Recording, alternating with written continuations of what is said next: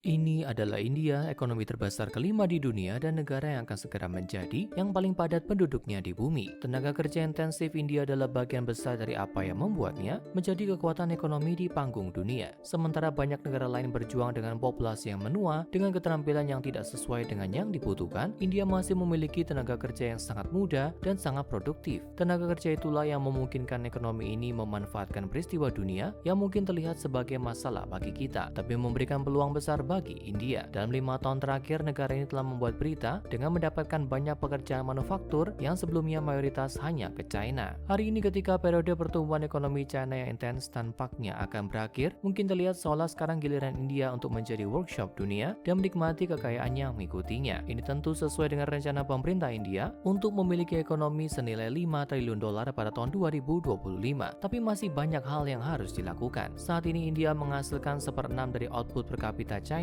dan meskipun sudah sukses selama 3 dekade terakhir, China masih jauh dari menjadi negara kaya. Tapi itu berarti bahwa kesuksesan di kedua negara ini dapat melakukan banyak kebaikan pada manusia. Meskipun pertumbuhan ekonomi China telah menciptakan masalah geopolitik, itu telah bertanggung jawab atas pembebasan ratusan juta orang dari kemiskinan dan itu bisa menjadi hal yang baik. Hal baik yang hampir bisa diulang di India. Jadi, bisakah India menjadi kekuatan ekonomi super berikutnya yang menyaingi China dan Amerika Serikat? Apa keuntungan yang bisa dimanfaatkannya untuk mengembangkan ekonominya hingga ke sana, dan apa tantangan yang mungkin dihadapi yang dapat menghambatnya? Setelah itu kita dapat menempatkan India, ekonomi terbesar yang tumbuh paling cepat di dunia, di papan peringkat nasional ekonomi terungkap. Ekonomi India saat ini dimulai sekitar pada waktu yang sama dengan China pada awal tahun 1990-an. Sebelum periode ini, ekonomi India adalah campuran antara ekonomi terpusat gaya Soviet dan sistem pasar bebas yang masih ada dari kolonialisme Inggris. Tapi runtuhnya Uni Soviet yang merupakan mitra perdagangan internasional utama pada saat itu, bersama dengan kinerja ekonomi buruk secara keseluruhan di bawah sistem ini, berarti negara ini menghadapi masalah utang internasional yang sangat besar sehingga hampir bangkrut karena pinjaman terakhir dari Dana Moneter Internasional. Ketika suatu ekonomi efektif harus dihidupkan kembali, IMF menggunakan apa yang disebut konsensus Washington, di mana ini akan kita bahas di video mendatang. Tapi secara efektif, konsensus Washington hanyalah daftar kebijakan yang membuka ekonomi untuk perdagangan dan bisnis swasta. Hal terbesar yang menjadi sorotan dalam kasus India adalah kebijakan proteksionisnya untuk industri dalam negeri dan sistem lisensi serta pembatasan yang sangat rumit yang harus diikuti semua bisnis. Kebijakan proteksionis tidak selalu buruk. Ini adalah kebijakan yang akan diterapkan oleh pemerintah untuk melindungi industri lokal mereka. Kebijakan proteksionis hadir dalam banyak bentuk, tapi yang paling umum adalah pembatasan perdagangan seperti pajak atau kuota impor. Jika India ingin melindungi industri otomotif lokalnya misalnya, itu dapat memperlakukan pajak impor pada semua mobil asing yang dikirim ke negaranya yang akan meningkatkan harganya dibandingkan dengan mobil yang dibuat secara domestik. Mobil impor masih akan ada tapi akan menjadi barang mewah. Manfaat di sini adalah bahwa sebagian besar konsumen akan cenderung memilih untuk membeli barang yang dibuat di dalam negeri, meskipun itu sedikit lebih rendah kualitasnya dibandingkan dengan pesaing internasionalnya hanya karena lebih murah. Ini berarti bahwa bisnis dalam negeri hampir selalu akan memiliki pasar konsumen, yang berarti mereka akan tetap beroperasi dan menjaga orang tetap bekerja. Terdengar bagus dalam teori, tapi ada dua masalah utama dengan kebijakan proteksionis. Masalah pertama adalah bahwa mereka membuat segalanya lebih mahal bagi konsumen. Tentu barang impor akan memiliki harga yang diinflasi secara artifisial dan biaya itu akan diteruskan kepada konsumen. Tapi itu juga membuat ruang bagi produsen dalam negeri untuk menaikkan harga mereka sambil tetap bersaing. Bergantung pada sejauh mana pajak impor dan bea masuk, ini juga bisa berarti bahwa bisnis membayar lebih untuk bagian komponen yang digunakan dalam produk akhir. Untuk menjadi ekonomi maju atau bahkan ekonomi berkembang di dunia saat ini, hampir tidak mungkin membuat semua yang kamu butuhkan di dalam negeri. Contohnya mobil, kamu harus mempertimbangkan bahan mentah, bagian komponen, chip komputer, serta mesin yang membuat mesin, yang membuat bagian untuk membuat mobil. Beberapa ekonomi secara teoritis mungkin mendekati kemandirian total, tapi hal itu akan hadir dengan biaya yang sangat besar, yang berarti hampir pasti ekonomi membutuhkan impor barang. Jika produsen harus membayar pajak impor untuk semua komponen yang dimasukkan ke dalam produk akhirnya, mereka juga perlu meneruskan biaya ini kepada konsumen akhir. Untuk beberapa industri, terutama yang dapat menyerap banyak orang atau memberikan manfaat bagi ekonomi lebih dari dolar atau rupiah, ini sepadan. Ini barter harga lebih tinggi dengan tingkat pekerjaan yang lebih tinggi dan kemandirian. Tapi ini akan membuat barang-barang tersebut kurang kompetitif secara biaya yang akan muncul sebagai inflasi harga di pasar domestik. Kita sedang mengalami dampak pembatasan perdagangan hari ini dengan sanksi Rusia dan perang dagang China. Tentu ini contoh ekstrim tapi persis sama dengan proses yang sama. Ekonomi dapat menangani harga yang lebih tinggi dengan alasan, jika kita hanya menilai kinerja ekonomi berdasarkan seberapa seberapa murah semuanya, maka Somalia akan menjadi kekuatan utama di dunia. Tapi apa yang tidak bisa ditangani oleh ekonomi adalah bagaimana harga yang diinflasi secara artifisial ini memengaruhi daya saing ekspor mereka. Ini adalah masalah besar kedua yang dapat disebabkan oleh kebijakan proteksionis dalam bentuk pembatasan perdagangan. Sebuah perusahaan otomotif yang membuat produk inferior yang hanya dapat dijual secara domestik karena semua pesaingnya dikenakan pajak berat, tidak akan memiliki banyak keberuntungan memasarkan mobil mereka di luar areanya. Ini berarti bahwa ekonomi menolak kesempatan untuk menciptakan pasar ekspor untuk dirinya sendiri yang memiliki peluang untuk menciptakan lebih banyak pekerjaan dalam jangka panjang daripada kebijakan proteksionis bisa berharap untuk menyelamatkan. Ada cara lain untuk melindungi industri lokal yang tidak menyebabkan masalah, yaitu daripada menghukum impor, pemerintah akan memberikan subsidi kepada produsen lokal dengan hibah, keringanan pajak, pembayaran langsung atau pembelian yang dijamin. Contoh terbaik dari ini mungkin adalah Amerika Serikat yang memberikan subsidi kepada petani karena ingin mempertahankan industri lokal, baik untuk pekerjaan yang dihasilkannya, tapi juga untuk keuntungan strategis yang hadir dengan kemampuan untuk memberi makan populasinya secara independen. Meskipun kebijakan proteksionis subsidi tidak membuat barang lebih mahal secara langsung bagi konsumen, mereka memerlukan pemerintah membayar uang, bukan menerima uang seperti yang mereka lakukan melalui pajak impor, yang berarti pada akhirnya pembayar pajak akan membayar tagihan apapun, entah itu melalui pajak yang lebih tinggi atau harga yang lebih tinggi. Bagaimanapun itu diimplementasikan, kebijakan proteksionis adalah intervensi langsung dalam pasar bebas, dan setiap kali hal itu dilakukan, ini pasti akan menyebabkan beberapa ketidakefisienan, dan inilah mengapa biasanya ekonomi cenderung mulai tumbuh ketika mereka merangkul perdagangan bebas. Ketidaksempurnaan yang disebabkan oleh kebijakan perdagangan proteksionis dalam kasus India relatif tidak signifikan dibandingkan dengan tekanan pada ekonomi yang disebabkan oleh tingkat campur tangan pemerintah yang sangat tinggi dalam hampir semua kegiatan bisnis. India dalam beberapa dekade setelah kemerdekaan banyak terinspirasi oleh ekonomi terencana ala Uni Soviet. Ekonomi dijalankan berdasarkan serangkaian rencana 5 tahun yang akan menargetkan industri tertentu seperti pertanian dan industri berat. Ini bukan meniru langsung karena industri swasta masih bisa eksis, hanya saja ini sangat diatur. Perusahaan besar yang dimiliki negara dan biaya dengan subsidi mendominasi sebagian besar industri besar yang membuatnya tidak mungkin bagi perusahaan swasta untuk bersaing dalam pasar tersebut. Bahkan dalam pasar yang lebih kecil, seperti toko kecil, hampir tidak mungkin untuk memulai bisnis. Ini karena sesuatu yang dikenal sebagai lisensi Raj, yang merupakan sistem lisensi, regulasi, dan birokrasi yang intens yang harus dipatuhi bisnis untuk beroperasi di India. Agar tidak bingung, ini bukan secara resmi disebut sebagai lisensi Raj. Ini hanya istilah yang diterapkan pada tingkat ekstrim pengendalian pemerintah terhadap aktivitas bisnis yang mirip dengan British Raj, sistem pemerintahnya menindas lainnya. Lebih tepatnya ini adalah lelucon yang agak kurang pas, tapi itu adalah sebutan yang digunakan semua orang. Sebagai tambahan, regulasi bisnis dan bahkan lisensi tidak asing untuk India, dan dalam banyak kasus regulasi tersebut memiliki tujuan yang sangat penting. Tentu kamu tidak mau sembarang orang membuka praktik dokter dan mengoperasi tanpa kejelasan. Tapi dalam kasus India, regulasi tersebut lebih dari memastikan kompetensi dan keselamatan bisnis. Itu melibatkan seluruh aspek operasi bisnis hingga menjadi sangat berlebihan. Bergantung pada jenis bisnis, itu harus memenuhi persyaratan hingga 80 lembaga pemerintah sebelum bisnis dapat memulai produksi. Dan persyaratan ini harus dipenuhi selama bisnis ingin tetap beroperasi. Ini sangat membatasi bisnis kecil yang ingin mulai karena sistem lisensi dan regulasi ini tidak mungkin dilakukan oleh orang biasa tanpa bantuan tim besar pengacara yang membuat kebanyakan orang tidak mampu mencobanya. Satu-satunya cara praktis untuk menghindari lisensi Raj ini adalah dengan sepenuhnya mengabaikannya dan menjalankan bisnis sebagai entitas yang tidak resmi dan tanpa regulasi. Kalau ada penegak hukum, lebih murah dan lebih mudah untuk membayar suap daripada menyusun semua dengan baik sejak awal. Ini mungkin berlaku untuk bisnis kecil, tapi ini berarti bahwa perusahaan internasional tidak akan mempertimbangkan India sebagai pusat operasinya karena terlalu sulit untuk bekerja. Setelah kita bahas tentang sistem yang sudah dihapus lebih dari 3 dekade yang lalu, sekarang waktunya menunjukkan potensi India. Menghapus pembatasan ekonomi tidak cukup untuk membuat ekonomi berjalan dengan sendirinya. Kita bisa melihat pengalaman negara seperti Rusia yang melihat PDB-nya turun signifikan setelah runtuhnya Uni Soviet meskipun mengadopsi sistem pasar bebas. Tapi sejak 1991 dan terutama sejak tahun 2000, ini telah mengalami lintasan pertumbuhan yang sangat kuat dengan efektif menggandakan ukurannya setiap 5 tahun. Sebagian besar disebabkan oleh tidak adanya pembatasan pemerintah di India. Tanpa pembatasan ini, India telah menjadi tempat yang sangat baik untuk berbisnis dengan beberapa alasan penting. Ini adalah negara berbahasa Inggris terbesar kedua di dunia dengan 125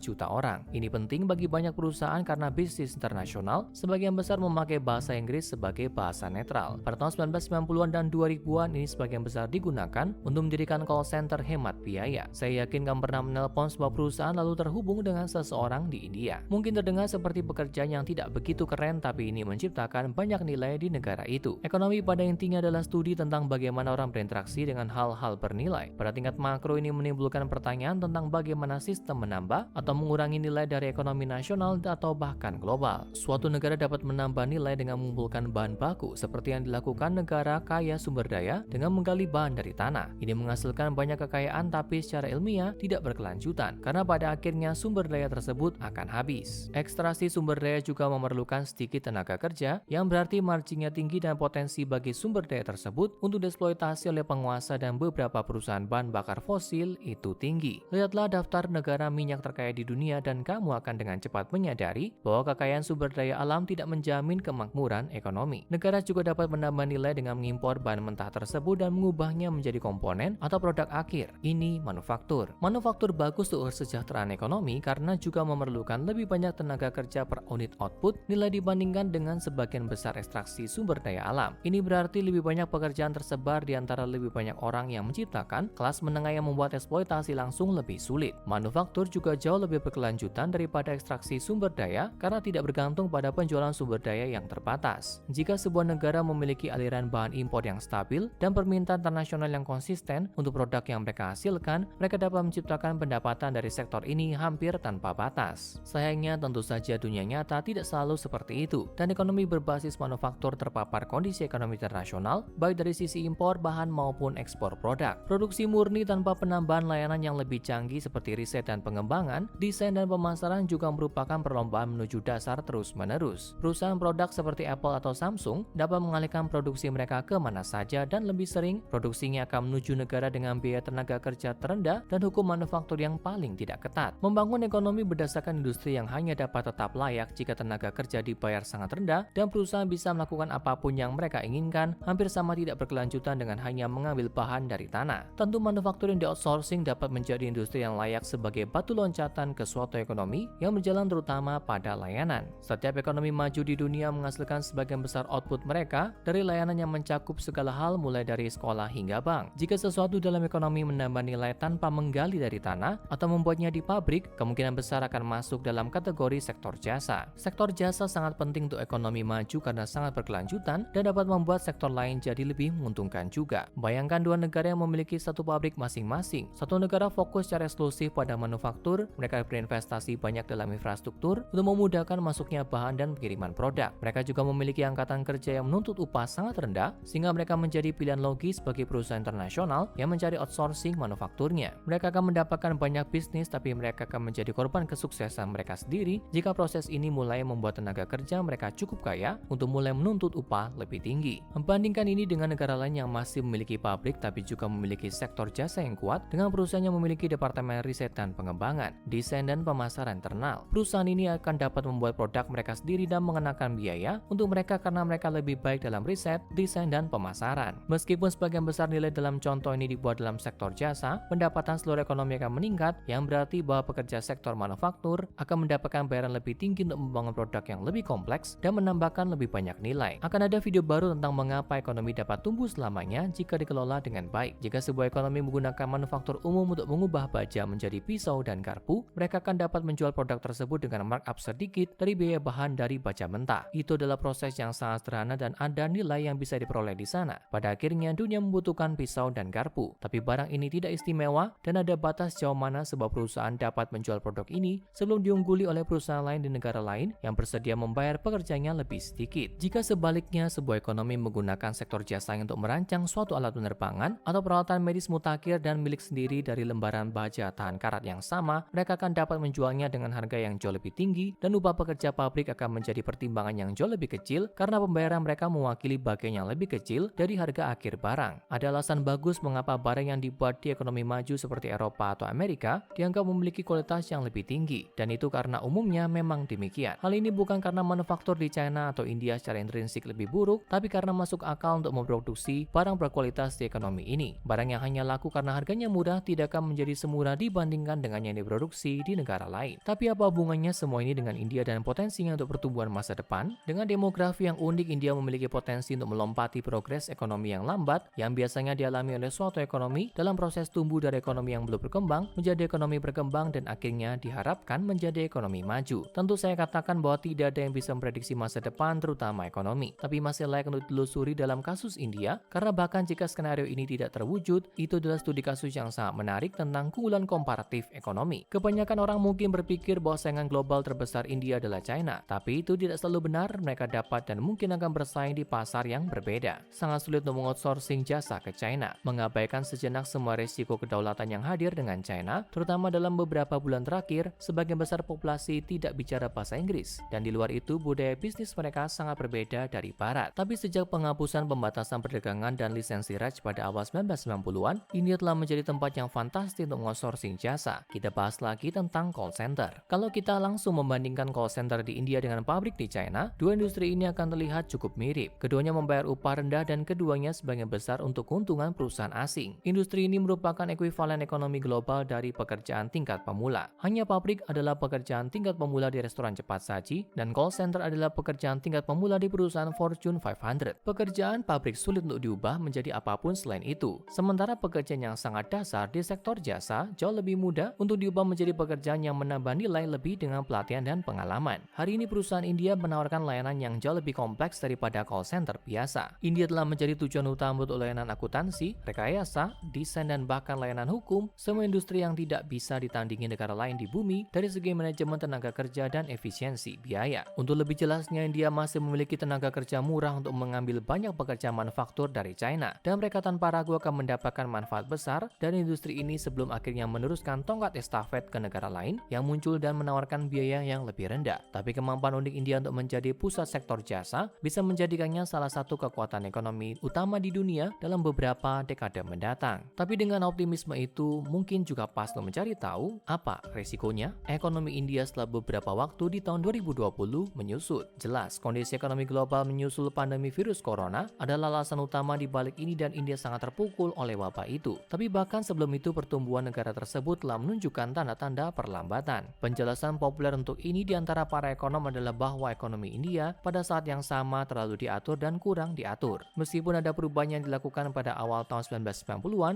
beberapa birokrasi pemerintah tetap ada, khususnya di sektor keuangan di mana bahkan hari ini bank-bank terbesar yang beroperasi di negara itu dimiliki dan dioperasikan oleh negara. Bank ini lambat dalam memberikan kredit kepada bisnis dan konsumen, yang berarti bahwa ide-ide bagus sulit untuk dijalankan dan pengeluaran konsumen terhambat karena sulit mendapatkan pinjaman untuk sesuatu seperti mobil, rumah, atau pendidikan. Regulasi pemerintah juga diterapkan dengan cara yang agak gegabah dalam beberapa kasus. Pada tahun 2020, pemerintah harus membatalkan keputusan utama untuk menderegulasi industri pertanian karena protes keras dari petani yang khawatir bahwa mereka tidak akan tetap untung tanpa harga yang dijamin oleh pemerintah. Ini adalah bentuk intervensi perdagangan proteksionis yang sama yang membungkam pertumbuhan ekonomi di negara itu sebelum tahun 1990-an. Contoh lain dari campur tangan yang berlebihan adalah keputusan pemerintah untuk membuat beberapa denominasi mata uang mereka tidak dapat digunakan setelah tanggal tertentu hanya 2 bulan setelahnya. Ini berarti orang-orang harus segera menyetor uang kertas ini di bank sebelum menjadi usang yang menyebabkan orang berdiri dalam antrian selama berjam-jam. Jauh dari hanya kehilangan jam kerja yang terbuang, ini menciptakan keraguan signifikan seputar mata uang negara itu. Mata uang fiat tanpa dukungan hanya berfungsi jika orang percaya bahwa itu memiliki nilai. Dan dengan menunjukkan bahwa pemerintah bersedia menghapus beberapa denominasi mata uang ini secara sewenang-wenang, itu menciptakan keraguan berkelanjutan tentang seberapa aman melakukan bisnis dalam rupiah India. Seaneh apapun kedengarannya kebijakan demonetisasi ini, pemerintah merasa ini diperlukan karena dampak lain dari era lisensi Raj, yaitu semua bisnis yang memutuskan lebih mudah beroperasi di luar kendali resmi pemerintah. Pada tahun 2018,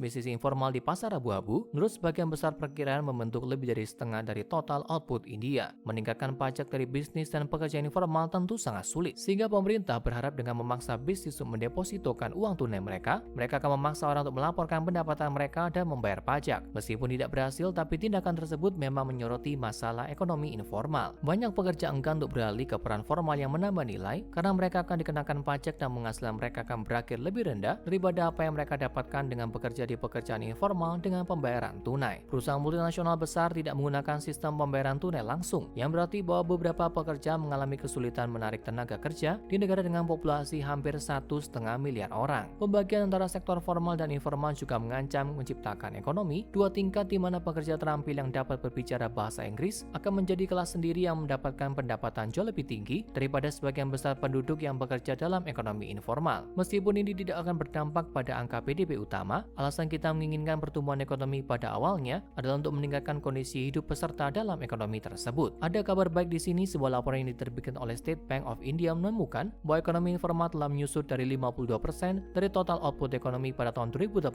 menjadi hanya 20% pada tahun 2021. Bagian dari pengurangan ini disebabkan oleh upaya pemerintah untuk memudahkan mencari pekerjaan dan menjalankan bisnis secara sah. Tapi kekuatan pendorong lainnya adalah kenyataan bahwa banyak pekerja informal ditutup usahanya selama wabah COVID. Sementara rekan-rekan ekonomi formal mereka dapat bekerja dari rumah atau dari kantor yang terkontrol. Ekonomi India itu berpotensi memiliki populasi muda dan terampil, memiliki potensi untuk memanfaatkan stagnasi China, dan dapat beralih dengan lancar ke industri yang sulit diakses oleh ekonomi berkembang lainnya. Faktor penentu akan bergantung pada apakah pemerintah dapat meyakinkan perusahaan dan investor bahwa India merupakan tempat investasi yang aman dan menguntungkan sambil memberikan penduduknya alat keuangan yang mereka butuhkan untuk mengembangkan kekayaan secara mandiri, sementara negara berkembang secara bersama-sama. Peringkat. Oke, sekarang saatnya menempatkan India ekonomi terbesar kelima di dunia di papan peringkat nasional ekonomi terungkap. Seperti biasa, mulai dari ukuran, India memiliki PDB sebesar 3,5 triliun dolar, menempatkannya di belakang Amerika Serikat, China, Jepang, dan Jerman, nilainya 9/10. Angka impresif itu tersebar sangat tipis di antara populasi besar, yang berarti hanya memiliki PDB per kapita sebesar 2.515 dolar, menempatkannya di kuarter bawah ekonomi global dan nilainya 3/10. Pertumbuhan adalah cerita yang lebih positif. Ekonomi ini memiliki pertumbuhan yang berkelanjutan yang membuat ukurannya hampir 2 kali lipat setiap 5 tahun selama 3 dekade terakhir, nilainya 10/10. Stabilitas dan kepercayaan. Seperti yang kita lihat telah menjadi hambatan di negara ini. Organisasi internasional masih ragu untuk berbisnis dengan negara yang telah beberapa kali menunjukkan itu dapat membuat keputusan perubahan industri yang sangat aneh. Ekonomi formal dan pengaruh perusahaan milik negara juga memiliki masalahnya, dan meskipun sedang membaik, negara ini nilainya hanya 5/10. Terakhir, industri. India memiliki potensi besar di bidang ini. Tapi seperti yang kita lihat dalam video ini, banyak dari potensi itu masih belum terrealisasi. Negara ini memiliki kapasitas untuk menjadi ekonomi terbesar di dunia, tapi untuk saat ini tidak dapat diabaikan bahwa warganya rata-rata sangat miskin menurut standar global karena mereka belum menghasilkan nilai sebanyak yang seharusnya. Meskipun begitu, sebagai salah satu produsen dan pusat layanan terbesar di dunia, nilainya 8/10. Secara keseluruhan, skor rata-rata India adalah 7/10 yang menempatkannya di sini di papan peringkat nasional ekonomi terungkap. Terima kasih sudah menonton sobat, jangan lupa like, comment, subscribe, dan share video ini ke orang terdekatmu. Nantikan video-video terbaru lainnya hanya di Ekonomi Terungkap. Sampai ketemu di video selanjutnya.